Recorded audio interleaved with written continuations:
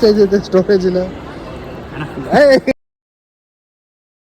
Good morning guys. ಇವತ್ತು ಸ್ವಲ್ಪ late ಆಗಿದ್ದು ಕಟಿಂಗ್ ಮಾಡ್ಸೋದಂತ ಕಟಿಂಗ್ ಮಾಡ್ಸಕ್ಕೆ ಹೋದೆ. ಕಟಿಂಗ್ ಎಲ್ಲ ಆಯಿತು. ಹಂಗೆ ಮನೆಗೆ ಬಂದೆ, ಸ್ನಾನ ಮಾಡ್ಕೊಂಡು ಇವತ್ತು ಮನೇಲೆ ತಿಂಡಿ ತಿನ್ಕೊಂಡು ಮೈಸೂರಿಗೆ ಹೋಗೋದ ಅಂತ ಹೊರಟಿದ್ದೆ. ಬಟ್ ಪ್ಲಾನ್ ಚೇಂಜ್ ಆಗಿ ಈಗ ಕಾರ್ ತಗೊಂಡು ಎಲ್ಲಿಗೆ ಹೋಗ್ತಾ ಇದೀನಿ ಅಂತ ಮುಂದೆ ನೀವೇ ನೋಡ್ತೀರಾ. ನೋಡಿ ಫ್ರೆಂಡ್ಸ್, ಇವ್ನು ನಿದ್ದೆಲ್ಲಿ ಬರ್ತಾ ಇದ್ನೋ ಹಂಗೆ ಬರ್ತಾ ಇದ್ನೋ ಏನು ಅಂತ ಗೊತ್ತಿಲ್ಲ. ಸೇತುವೆನೆ ಗುದ್ಕೊಂಡು ಹೋಗಿ ಲೆಫ್ಟ್ಗೆ ಹೋಗಿ ಬಿದೋಗವನೆ ಅವನೇ.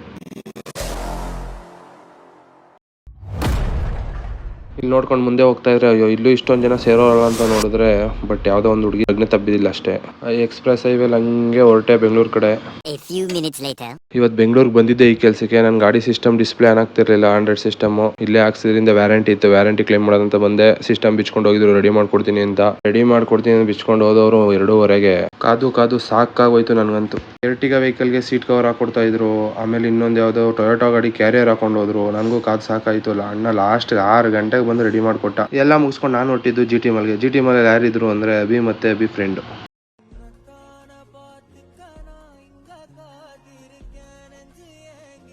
ಸ್ಟೋರೇಜ್ ಇಲ್ಲ. ಅಣ್ಣ ಸಖತ್ ಆಕ್ಟಿಂಗ್ ಮಾಡ್ತಿದ್ದೆ ಕಣ.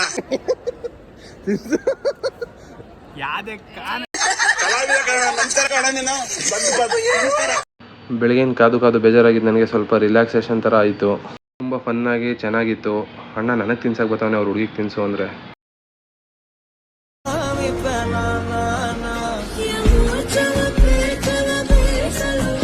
ಇದೊಂಥರ ಒಳ್ಳೆ ಮಜವಾಗಿತ್ತು, ಚೆನ್ನಾಗಿತ್ತು, ಫನ್ನಿ ಆಗಿತ್ತು. ಇದಾದ್ಮೇಲೆ ಇಲ್ಲಿಂದ ಹೊರಟು. ಇದಾದ್ಮೇಲೆ ಇಷ್ಟ ಗೈಸ್, ನಾನು ಯಾವುದೂ ವೀಡಿಯೋ ಮಾಡೋಕ್ಕೆ ಹೋಗಲಿಲ್ಲ, ಲೇಟ್ ಆಗಿತ್ತು.